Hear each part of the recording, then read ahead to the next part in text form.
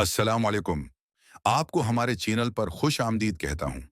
आज मैं आपके सामने पाकिस्तान के कानूनी निज़ाम का एक अहम और अक्सर नज़रअंदाज किया गया पहलू खोलने जा रहा हूँ। वो पहलू जहाँ लफ्ज़ों का ज़ख्म तलवार से भी गहरा बन जाता है।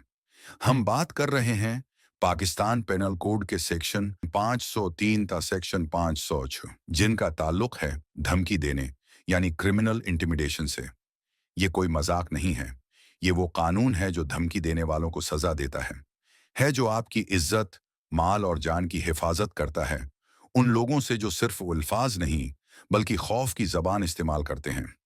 सेक्शन 503 क्राइमल इंटिमिडेशन सेक्शन 503 कहता है कि अगर कोई है जो आपकी इज्जत, माल और जान की हिफाजत करता है उन लोगों से जो सिर्फ अल्फाज नहीं बल्कि खौफ की जबान इस्तेमाल करते हैं।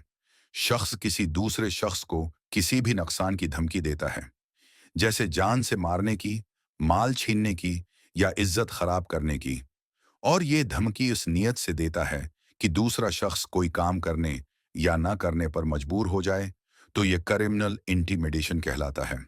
और याद रखें, ये धमकी सिर्फ जबान से नहीं बल्कि तहरीरी, इशारों या किसी भी जरिए से दी जा सकती है। Section 504 insult with intent to provoke breach of piece.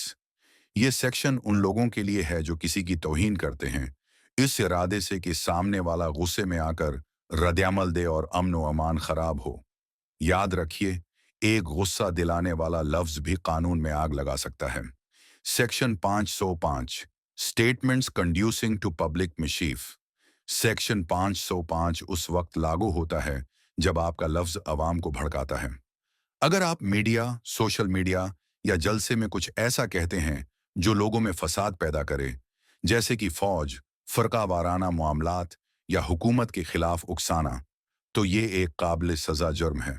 उसकी सजा 3 साल तक कैद हो सकती है। Section 500 punishment for criminal intimidation और असल धमाका आता है सेक्शन 500 में, जहां धमकी देने पर सजा दी जाती है। अगर आपने सिर्फ ये कहा, मैं देख लूंगा, तो ये भी 2 साल कैद और जुर्माने का बायस बन सकता है। लेकिन अगर आपने कहा, मैं तुझे गोली मार दूंगा या तेरा घर जला दूंगा या तेरी इज्जत मिट्टी में मिला दूंगा, तो आपको 7 साल तक कैद हो सकती है। और ये नॉन बेलेबल जुर्म है, यानी जमानत नहीं हो सकती। ये काबिल गिरफ्तारी कोग्नाइजेबल जुर्म भी है। पुलिस बगैर वारंट आपको गिरफ्तार कर सकती है।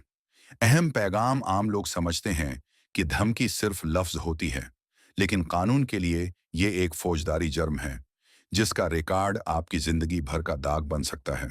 अगर आप किसी की हत्या धमकी दें तो उसे कानूनी तौर पर जुर्म समझा जाएगा। धमकी का शिकार हुए हैं तो ताखीर ना करें, सबूत जमा करें, कॉल रिकॉर्डिंग, मैसेजेस, गवाहों के बयानात और फौरन पुलिस में एफआईआर दर्ज करवाएं। अगर पुलिस हट करे तो हट करे, एफआईआर से इनकार करे तो सीधा मजिस्ट्रेट के पास जाएं। और अगर आप खुद किसी को धमका रहे हैं तो रुक जाइए, क्योंकि आप कानूनी शिकंजे में आ चुके हैं। पाकिस्तान का कानून किसी को भी खौफ में जीने पर मजबूर नहीं करता।